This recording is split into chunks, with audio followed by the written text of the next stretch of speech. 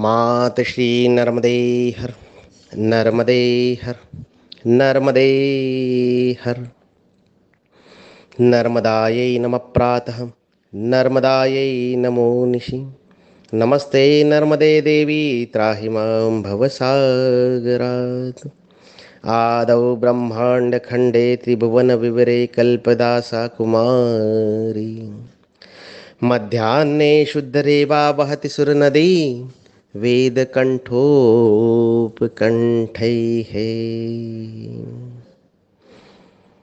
नर्मदा मैया की जलधारा को प्रणाम, निश्चल निर्मल धारा को प्रणाम।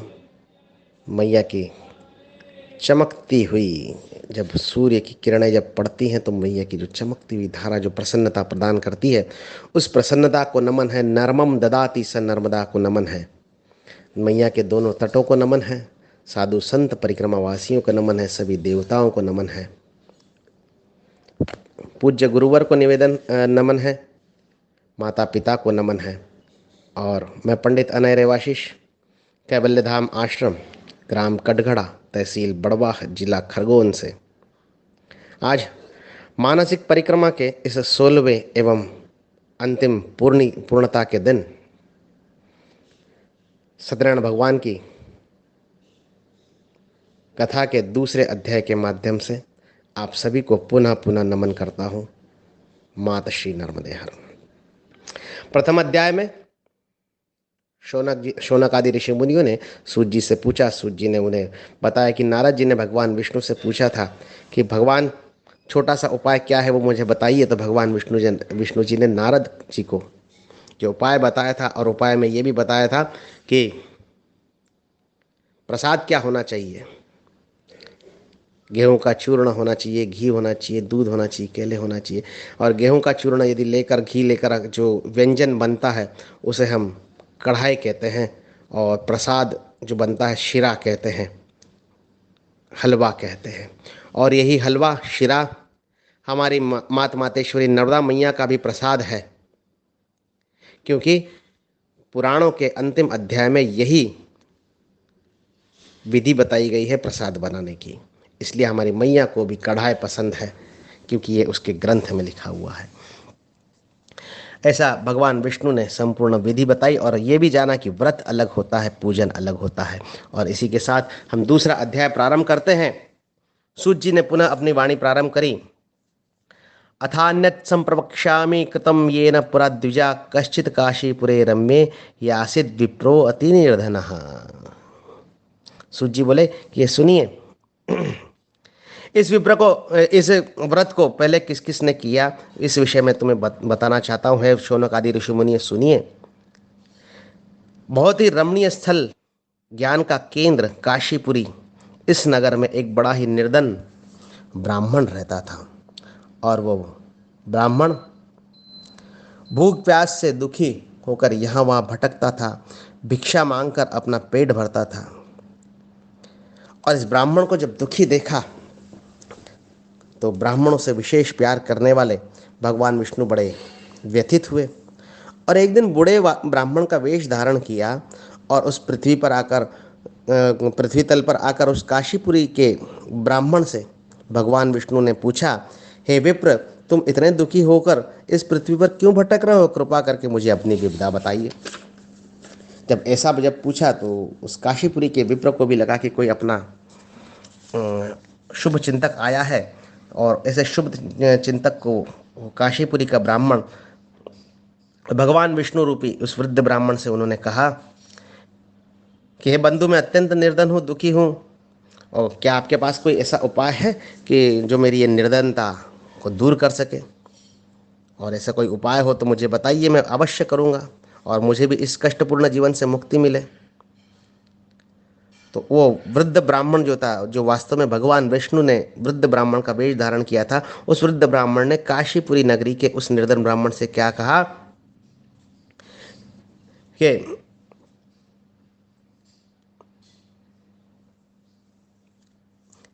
हे सत्यनारायण स्वरूप भगवान जो हैं वो विष्णु, मतलब यहाँ पर स्वयं विष्णु कह रहे हैं कि जो सत्यनारायण स्वरूप है वो विष्णु से भिन्न है, क्योंकि जो सत्य है वही नारायण है। जो सदा सर्वदा सत्य रहता है और जो सत्य व्रत होता है वही भगवान विष्णु का रूप होता है। और इसलिए वृद्ध ब्राह्मण ने क्या कहा, सत्यनारायण स्वरूप भगवान विष्णु सबको मनचाहा फल देने वाले हैं, सत्यनारायण का स्वरूप है। सत्यनारायण जो है भगवान विष्णु का स्वरूप है और जो सत्य है वही नारायण है। अतः हे विप्र, तुम उन्हीं का उत्तम व्रत और पूजन करो। यहाँ पर स्पष्ट कहा है कि विप्र तुम उनका व्रत और पूजन करो, अर्थात यहाँ पर भी कहा है कि व्रत भिन्न है और पूजन भिन्न है। तस्य तम पूजनम विप्रकृष्व व्रतम उत्तमम यत् कृत्वा सर्व दुखेभ्यो मुक्तो भवति मानवः। अर्थात ये व्रत और पूजन करने से मानव सभी संकटों से मुक्त हो जाता है। तो उस गरीब जो ब्राह्मण था काशीपुरी का, उन्होंने पूछा कि हे भगवान, कृपया इस व्रत की विधि विधान बताइए, उसके अनुसार मैं उत्तम फल प्रदान करने वाले इस व्रत को अवश्य करूंगा, थोड़ी विधि तो बताइए। तो उस वृद्ध ब्राह्मण ने, जो कि भगवान विष्णु थे, उन्होंने उस काशीपुरी के निर्धन ब्राह्मण से क्या कहा, व्रत का पूरा विधि विधान बताया और अंतर्ध्यान हो गए। निर्धन ब्राह्मण ने मनी मन संकल्प किया कि उस वृद्ध ब्राह्मण ने जो मुझे बताया गया है व्रत अवश्य करेगा, और इन्हीं विचारों के कारण उसे रात भर नींद नहीं आई। यहाँ पर विचार करने योग्य बातें हैं कि भगवान विष्णु जो वृद्ध ब्राह्मण का वेश धारण करे हुए थे, उन्होंने काशीपुरी के निर्धन ब्राह्मण को ऐसा क्या बताया कि उसे रात भर नींद नहीं आई। क्योंकि यदि हमें कोई कह दे वर्तमान काल में कि आपको कल सत्यनारायण भगवान के पूजन करना है, तो ये तो बहुत छोटी सी बात है। क्या है, हलवा का प्रसाद बनाना है, ब्राह्मण को बुलाना है और पूजन करना है, बंधु बांधवों को बुलाना है। ये तो बड़ा छोटा सा उपाय है, ज़्यादा से ज़्यादा 500-1000 रुपये का खर्च। इसमें ऐसी क्या विशेषता है? क्योंकि यदि इतना सा कोई यदि हमें उपाय बता दे तो हम चिंता नहीं करते, परंतु यहाँ पर क्या कहा कि उसे रात भर नींद नहीं आई। रात्रो निद्राम न लब्धवान, रात भर उसे नींद नहीं आई। हमारी रात को नींद कब नहीं आती है हमें? जब कोई महत्वपूर्ण चिंता और महत्वपूर्ण विषय हमारे मन में सदा सर्वदा कौंधता रहता है, तब जाकर हमारी रात की नींद जो है वो नहीं आती हमें। मन बेचैन जब होता है तब हमारे रात को हमें नींद नहीं आती। जब कोई विशेष संकट, विशेष विचार, विशेष परिस्थिति अथवा विशेष कोई व्यय न हो, तब तक ऐसा नहीं होता, वरना तो हम रात को बड़ी गहरी नींद में सोते हैं। तो ऐसा क्या बताया वृद्ध ब्राह्मण ने कि उस काशीपुरी नगरी के ब्राह्मण की नींद उड़ गई। क्योंकि यदि छोटा सा उपाय बताता कि हाँ ठीक है, सत्यनारायण का पूजन करना है, कढ़ाई बनाइए, प्रसाद बनाइए, बंधु बांधवों को खिलाइए और सो जाइए, छोटा सा उपाय है। परंतु विशेष बात जो उस ब्राह्मण को भगवान विष्णु ने बताई वो ये कि हे ब्राह्मण, तुम काशीपुरी नगरी में रहते हो, विद्या की नगरी में रहते हो, और इस नगरी में रहने के उपरांत भी तुम विद्या से वंचित हो। ब्राह्मणों का परम कर्तव्य होता है विद्या ग्रहण करना, स्वयं को विद्यावान बनाना और उस विद्या का उपयोग समाज के कल्याण के लिए करना। अन्य जो 3 वर्ण हैं उन सभी को शिक्षित करना समाज में। काशीपुरी में रहते हो और तुमने ये कार्य किया नहीं, विद्या ग्रहण नहीं करी, अर्थात तुम अपने वर्ण के जो नियम है उससे तुम विचलित हो रहे हो, इसलिए तुम दुखी हो। और ये बात जब बताई और ये बात जब उस ब्राह्मण को समझ में आई, तब जाके उसकी रात की नींद उड़ी और सुबह उठते से ही शुभ संकल्प किया। क्या?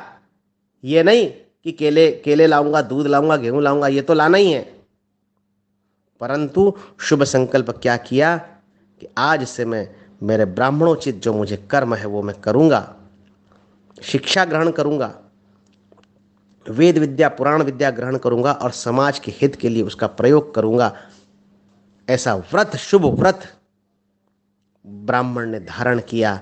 और उसके बाद जब ऐसा व्रत धारण किया तो उस संकल्प के साथ, संकल्प यदि आपने कर लिया, दृढ़ संकल्प जिस दिन आपने कर लिया, उसी क्षण से आपकी प्रगति प्रारंभ हो जाती है। और ऐसा ही दृढ़ संकल्प उस निर्धन ब्राह्मण ने किया और उसी के साथ वो भिक्षाटन के लिए निकला।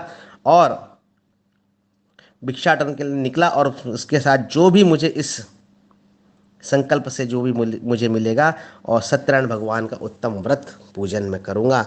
और उस दिन शुभ संकल्प के साथ ही उसे भिक्षा में काफ़ी द्रव्य प्राप्त हुआ और बंधु बांधवों के साथ सत्यनारायण भगवान का व्रत किया और व्रत के प्रभाव और भगवान सत्यदेव की कृपा से वो संपत्तिवान हो गया। तब से उस ब्राह्मण ने प्रतिमा व्रत रखना प्रारंभ कर दिया। अन्य सब पापों से मुक्त होकर वो मोक्ष को प्राप्त हुआ। अर्थात नित्य नियम से उसने वेद विद्या शास्त्र का अध्ययन प्रारंभ किया और समाज कल्याण के लिए उसका प्रयोग करते गया। और ऐसा करने से उसकी जो है आर्थिक परिस्थिति और सारे संकट, सारे दुख वो नष्ट हुए और दिन प्रतिदिन वो प्रगति करने लगा। और एक दिन, महीने में एक दिन वो पूजन करता, महीने भर तक व्रत का पालन करता। व्रत कौन सा? ज्ञानार्जन और ज्ञानदान, जो ब्राह्मणों का प्रमुख व्रत है, उस व्रत को वो करता और फिर उससे वो सुख संपत्तिवान हो गया। तो व्रत यही करना है, ज्ञानार्जन और ज्ञानदान। और उसके जो प्रतिफल में जो हमें द्रव्य प्राप्त होगा, धन प्राप्त होगा, उससे महीने में एक बार पूजन करना है, जो हम कर रहे हैं आजकल, पूजन। व्रत ज्ञानार्जन और ज्ञानदान का, ज्ञान ग्रहण करना और ज्ञान का दान करना, ये व्रत आपको जीवन पर्यंत तक पालना है। और आवश्यक नहीं कि ब्राह्मण ही ये व्रत करे या फिर इसी किसी जाति में बांधना उपयुक्त नहीं है। और ये सभी के लिए उपयोग है, क्योंकि ब्राह्मण की तो बहुत विस्तृत व्याख्या दी गई है कि ब्राह्मण कौन, कहीं पर भी जाति का बंधन नहीं है, ज्ञान का बंधन अवश्य है, जप तप धारणा का बंधन अवश्य है, परंतु जाति का बंधन कहीं पर भी नहीं है। और ऐसा संकल्प जो भी करेगा उसकी प्रगति अवश्य होगी। और सत्यनारायण भगवान जो सत्य है वही नारायण है, ऐसा मन में धारण करके महीने में एक बार पूजन कर लें। उन्हें धन्यवाद देने के लिए बंधु बांधवों को भी बुलाएं। ऐसा उस ब्राह्मण ने किया। और फिर उस ब्राह्मण, सूत जी बोले, इस ब्राह्मण से सुनकर आगे किन किन लोगों ने ये व्रत किया, ये भी मैं तुम्हें बता रहा हूँ। अब वो ब्राह्मण तो जो है वो इस व्रत के कारण धन धान्य से भरपूर हो गया। और एक दिन जब वो पूजन कर रहा था, तब उसके वहाँ पर एक लकड़हारा आया। लकड़हारा कौन? वर्तमान में जो हमारे परिश्रमी वर्ग हैं, जो हमारे मजदूर भाई हैं, उनका प्रतिनिधि वो लकड़हारा, लाकुड़ तोड़िया, लाकुड़ तोड़िया लकड़हारा। तो जब वो पूजन कर रहा था ब्राह्मण, तो उसके घर में एक लकड़हारा आया। लकड़हारा परिश्रमी जीव और जो मजदूर है उनका प्रतिनिधि, जिन्हें और वो लकड़ी का बोझ बाहर रखा। प्यास बुझाने के उद्देश्य से ब्राह्मण के घर में गया और उसने वहाँ ब्राह्मण को देखा कि बंधु बांधवों से भगवान सत्यनारायण व्रत का वो पूजन कर रहा है। तो लकड़हारे को बड़ी उत्सुकता है। उसने ब्राह्मण को प्रणाम करके पूछा, है ब्राह्मण, आप क्या कर रहे हैं और इस पूजन का क्या फल मिलता है, कृपया विस्तार पूर्वक बताइए। तो ब्राह्मण बोला, है भाई लकड़हारे, ये सत्यनारायण भगवान का उत्तम व्रत और पूजन है, हम सब इसे कर रहे हैं। और सत्यदेव भगवान का यह व्रत सभी मनोरथ को सिद्ध करने वाला है, शुभ फलदायक है। उन्हीं की कृपा से मेरे घर में ये जो कुछ भी वैभव आप देख रहे हो सब उन्हीं की कृपा से आया है। ये जानकर वो जो लकड़हारा जो है बड़ा प्रसन्न हुआ और प्रसाद ग्रहण करके आया और ब्राह्मण से सारे विधि विधान उसने पूछे कि किस प्रकार से ये व्रत करते हैं। तो यहाँ पर स्पष्ट दिया है कि उस ब्राह्मण ने लकड़हारे को घर के भीतर लिया, उसको जल दिया, प्रसाद दिया, भोजन करवाया। तो इससे ये सत्यनारायण भगवान की कथा जब हम पढ़ते हैं और ये अध्याय जब हम पढ़ते हैं, तो इससे ये स्पष्ट होता है कि पुरातन काल में पुराणों में कहीं पर भी अस्पृश्यता का उल्लेख नहीं है। यहाँ पर ब्राह्मण स्वयं लकड़हारे को घर में ले गया, जल पिलाया, पूजन में बिठाया। तो आजकल ये जो चर्चाएं चलती हैं पुरोगामियों की वजह से, सेक्युलरिस्ट जो कम्युनिस्ट है वो जो ये चर्चा करते हैं अस्पृश्यता की, ये अस्पृश्यता हमारे वेद और पुराण नहीं सिखाते, जिसका प्रत्यक्ष प्रमाण सत्यनारायण भगवान की कथा में मिलता है। और ब्राह्मण ने विधि विधान बताया, व्रत बताया, और लकड़हारे को बताया कि भैया तुम ये व्रत करोगे तो तुम्हारा बड़ा कल्याण होगा। तो लकड़हारे ने भी सोचा कि हाँ, जो ब्राह्मण देवता ने मुझे बताया है उसे मैं अवश्य करूँगा। लकड़हारे ने, परिश्रमी मजदूर ने, अपने वर्ण के हिसाब से, अपने कर्म के हिसाब से उसे दूसरे अर्थ में ग्रहण किया। व्रत तो करना है, ब्राह्मण ने ज्ञान प्राप्त करके ये संपत्ति अर्जित करी, परंतु मेरे पास श्रम है, मेरे पास श्रम की शक्ति है, तो इस श्रम की शक्ति को मैं सत्यनारायण के चरणों में कैसे अर्पित करूं, वो सुंदर व्रत कैसे करूं। तो श्रम करने का उसने तरीका बदल दिया, श्रम करने का उसने विधि बदल दी। अब उसने क्या करा कि जिस नगर में वो हमेशा लकड़ी विक्रय करता था, लकड़ी बेचता था, वो उस दिन उस नगर में नहीं गया, दूसरे नगर में गया जहाँ पर धनिक लोग रहते थे। धनिक लोग रहते थे वहाँ पर गया, और वो जब लकड़ी की जो मोड़ी होती है, जो माथे पे जो सिर पर लकड़ी का गट्ठर है, उसने दूसरे नगर में जाकर बेचा, और वहाँ पर उस दिन उसके 4 गुना दाम प्राप्त हुए, दुगने तिगने दाम प्राप्त हुए। मतलब जिस नगर में वो हमेशा बेचता था लकड़ी, उस नगर से अधिक धन उसे दूसरे नगर में मिला, और उस यही व्रत उसने ग्रहण किया। और व्रत क्या है? जो परिश्रमी है, जो मेहनती है, जो हमारे समाज का प्रमुख अंग है, उनका ये सत्य व्रत क्या है कि जहाँ पर आपके परिश्रम का उचित मूल्य मिले वहाँ पर जाकर परिश्रम करें, जहाँ पर आपके परिश्रम का उचित मूल्य नहीं मिलता है वहाँ पर परिश्रम न करें। ये सत्य है। जहाँ पर आपके श्रम की कीमत हो, कदर हो, उसके जानकार हो, आपके परिश्रम को जहाँ समझते हो वहीं पर परिश्रम करें। अन्यथा जो लोग आपके परिश्रम के महत्व को नहीं जानते, वो आपको परिश्रम का पारिश्रमिक जो है कम देंगे। लेकिन जहाँ पर उसके महत्व को पहचानते हैं उस परिश्रम के, वहाँ पर जाकर यदि आप परिश्रम करोगे तो आपको लाभ अधिक प्राप्त होगा। और यही सत्यव्रत का पालन आज भी परिश्रमी लोग करते हैं। महाराष्ट्र के मजदूर गुजरात जाते हैं, गुजरात के मजदूर एमपी में आते हैं, एमपी के मजदूर पलायन करके गुजरात जाते हैं, वहाँ पर उन्हें उचित पारिश्रमिक मिलता है। इस प्रकार से ये जो है परिश्रमी वर्ग स्थलांतरण करता रहता है अपने परिश्रम का उचित मूल्य प्राप्त करने के लिए। यही सत्य है, यही व्रत है। और ये परिश्रमी वर्ग इस व्रत का जब पालन करेगा तो वो भी धन धान्य से परिपूर्ण हो जाएगा, वो भी उसे परिश्रम का उचित मूल्य मिलेगा। तो यही सत्य है कि जहाँ पर परिश्रम का आपका उचित मूल्य मिले वहीं पर आप परिश्रम करें। जहाँ पर उचित मूल्य आपका पारिश्रमिक नहीं मिल पा रहा है उस स्थान को छोड़ दे, जैसा कि लकड़हारे ने किया। जिस नगर में उसे कम कीमत मिलती थी वहाँ नहीं बेचा, इस बार उसने धनिकों के नगर में बेचा अपने लकड़ी को, और वहाँ पर अच्छा मूल्य प्राप्त किया। यही सत्य है, यही नारायण है, और यही जीवन का मूल सिद्धांत है। परिश्रम करो, उचित स्थान पर करो। अनुचित स्थान पर यदि परिश्रम आप करोगे तो आपको वो लाभ प्राप्त नहीं होंगे।